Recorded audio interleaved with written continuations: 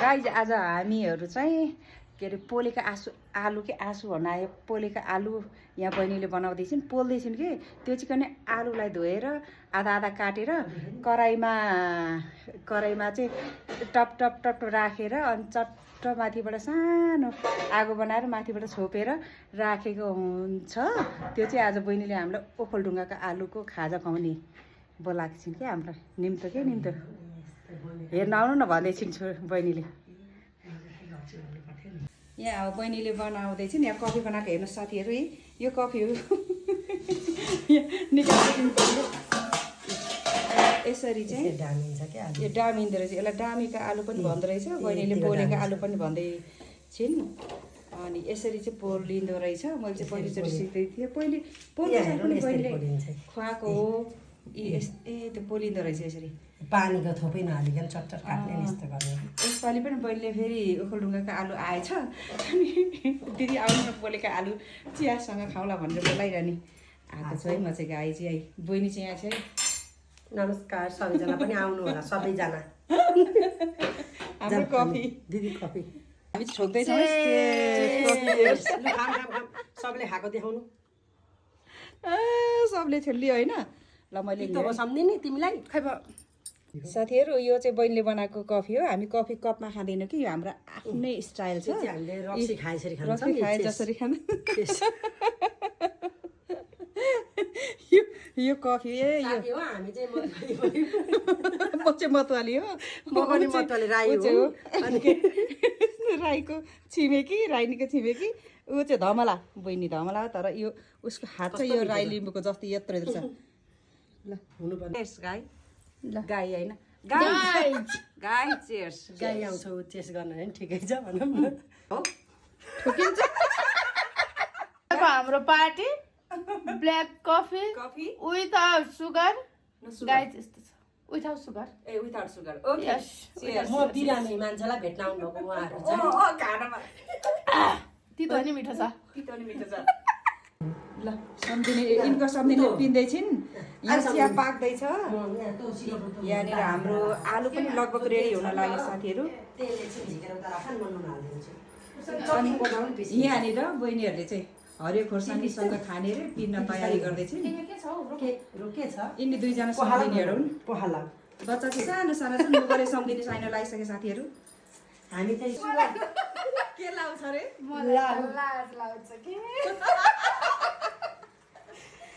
यहाँ हामी म चाहिँ झापाली क्यामेराम्यान यिनी चाहिँ उता सुदूरपश्चिम म चाहिँ ओखलढुङ्गे पूर्व हामी यहाँ गजबको तिनतिरको मिलेर रमाइलो गर्दैछौँ साथीहरू। हेर्नुहोस् है अब हामी यहाँ पिरो खोर्सानी अब हालौँ न हरियो खोर्सानी देसी लसुन गार्लिक ओखलढुङ्गाबाट गार्लिक म कस्तो मिठो है यसलाई भन्छ गार्लिक गार्लिक लसुन यस यो चाहिँ सिधे नुन साल्ट अङ्ग्रेजी है त्यसो भर्काइदिनु अनि यसलाई के भन्छ अरे चिल्ली ग्रिन चिल्ली भन्छ पिल्ली ग्रिन चिल्ली हरियो खोर्सानी इङ्ग्लिस बोल्दै लिटिल नो लिटिल बिग होइन लिटिल नो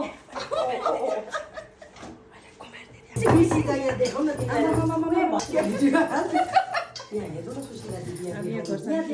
हामीले निकाल्दैछौँ यहाँ साथीहरू। बहिनीले निकाल्दैछन् हामीले भन्दा नि बहिनीले निकाल्दैछन् साथीहरू गाइजहरु आलु खाम ल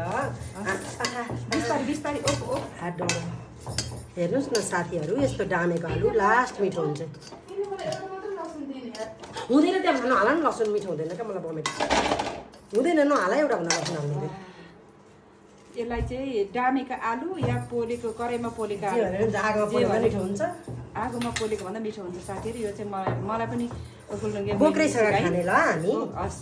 बोक्रा मैले पखालीवरी गरेको बोक्रा खानु हुँदैन हामी एकदम दुब्ला छौँ यो आलु खाएर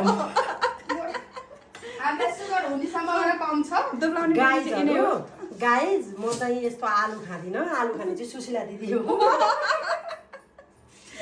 हेर्नु न गाइज कराई पनि डढ्दैन हेर्नु गाइस मेरो हात पनि डढ्यो यो आलु खाएर हामी दुब्लाउँछौँ ल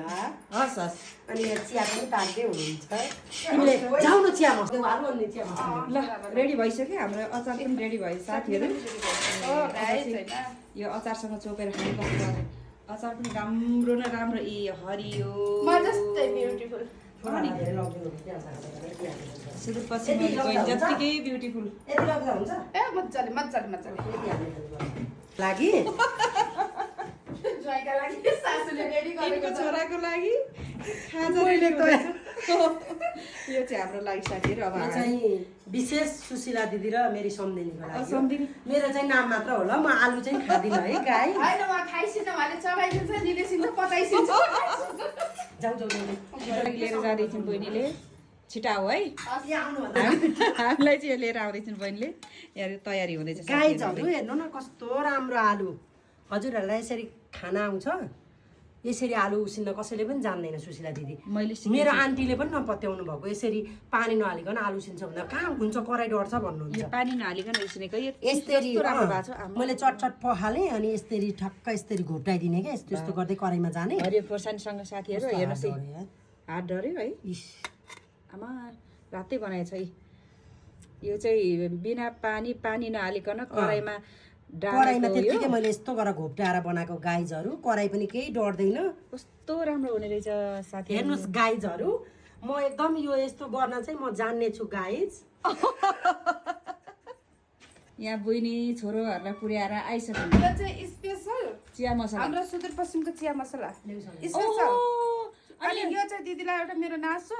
थ्याङ्क यू भेरी मच साथीहरू यो सुदूरपश्चिमको चिया मसला यी बहिनीले हजुरहरूले पनि चाहिन्छ भने चिया मसला मगाउन सक्नुहुन्छ होइन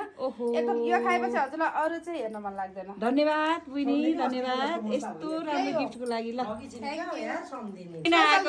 यो घरको चाहिँ ज्वाइँ हो यो पेटमा भएको बच्चा थ्याङ्क यू हामी खान सुरु गर्दैछौँ साथीहरू चेयर्स आलुको चेयर्स साथीहरू है खाइम ल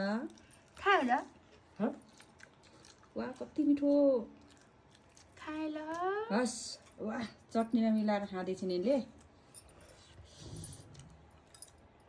मिठो म चाहिँ खाँदिनँ ल ल ल उहाँले सुन्नुहुन्छ मैले चाहिँ यो सम्झिनुका लागि खाइदिएको ल मैले पनि खाँदैछु साथीहरू एकछिन तर ठ्याक्क हाम्रो कस्तो खतरा चिया के चियाको ग्लासहरू देख्यो भने तर्सिन्छ मान्छे ल चिया हो कि यो चाहिँ हाम्रो चिया लभर हामी चिया लभर है कस्तो मिठो भएको म चाहिँ चिया लभर होइन ल म त हो म पनि